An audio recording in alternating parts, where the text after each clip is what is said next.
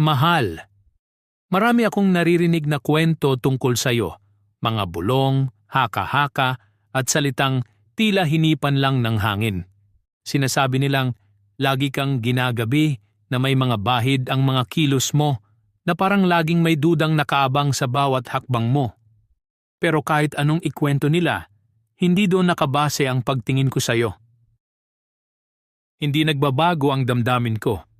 Kahit pa paliko-liko ang mundo at magulo ang mga sinasabi ng iba. Hindi ako nalilito sa kung anuman ang kahapon mo. Ang mahalaga sa akin ay kung sino ka ngayon at kung paano kita pipiliing samahan, walang tanong at walang pag-aalinlangan. Ang nais ko lang ay makasama ka. Kung ang puso mo man ay pagod at laging nakatabi, hayaan mong ako ang umupo sa tabi nito. Hindi ako nagmamadali. Hindi kita hinihila palayo sa kung saan ka nanggaling. Sasamahan lang kita sa kung saan mo gustong pumunta. Dahan-dahan, may pag-unawa, may pag-aaruga. Wala akong pakialam sa sasabihin ng iba. Ako, ikaw, at sila ay magkakaibang kwento. Ang mahalaga ay kung ano ang nararamdaman ko para sa'yo. Hindi ko ipinapangako ang perpekto, pero ipinapangako kong magsilbi, magmahal, at tumupad.